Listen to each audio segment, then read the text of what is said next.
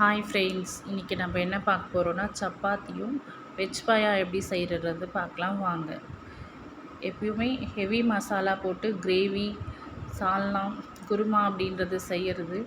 இன்றைக்கி நம்ம ரொம்ப மைல்டான மசாலா போட்டு வெஜ் பாயா எப்படி செய்கிறதுன்றதை பார்க்கலாம். டேஸ்ட்டு சூப்பராக இருக்கும். சப்பாத்தி பரோட்டா கூட அல்டிமேட்டாக இருக்கும் இந்த காம்பினேஷன். ட்ரை பண்ணலாம் வாங்க. இதுக்கு தேவையான பொருட்கள் என்னென்னு பார்த்துடலாம். தேங்காய், அரை மூடி தேங்காய் தோல் சீவி எடுத்து வச்சுருக்கிறேன். முந்திரி ஊற வச்சது, நான் பாதாம் எடுத்திருக்கேன். 1 ஸ்பூன் சோம்பு, 1 ஸ்பூன் உடச்சக்கல்ல, ஒரு பட்டை, 1 கிராம்பு, 1 ஏலக்காய்.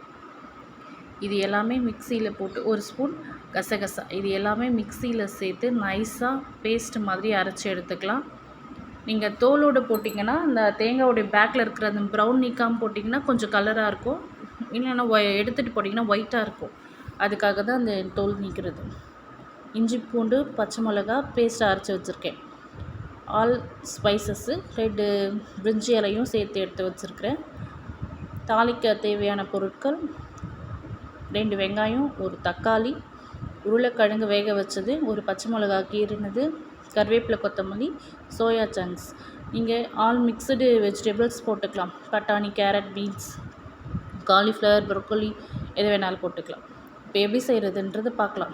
ஒரு வானிலையில் எண்ணெயை விட்டு ஸ்பைசஸ் போட்டுட்டு நல்லா வறுபட்டதும் வெங்காயம், பச்சை மிளகா, கருவேப்பிலை சேர்த்து நல்லா வதக்கி எடுத்துக்கலாம். ஒரு 50% வெங்காயம் வதங்கினா போதும். பச்சை மிளகா, இஞ்சி பூண்டு பேஸ்ட்டும் சேர்த்து நல்லா வதக்கிட்டு ஒரு தக்காளி அரிஞ்சு வச்சுருக்கிறத போட்டுக்கலாம். அதுவுமே நல்லா வதங்கினதுக்கப்புறம் வேக வச்சுருக்கிற உருளைக்கிழங்கு, சோயா சங்க்ஸ் இது 2த்தையும் சேர்த்து நல்லா வதக்கி எடுத்துகிட்டு கொஞ்சம் எண்ணெயில் வதங்கினதுக்கப்புறம் தண்ணி விட்டுட்டு அரைச்ச பேஸ்ட்டு போட்டு நல்லா கொதிக்க விடலாம்.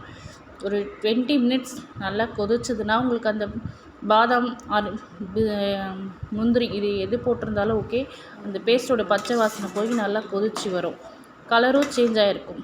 கொத்தமல்லி தூவிட்டு செஞ்சு சூடான சப்பாத்தி கூட சாப்பிட்டு பார்த்துட்டு சொல்லுங்கள் எப்படி இருக்குன்னு. உங்கள் ஃபீட்பேக்ஸை கமெண்ட்ஸாக பதிவு பண்ணுங்கள். Bye friends.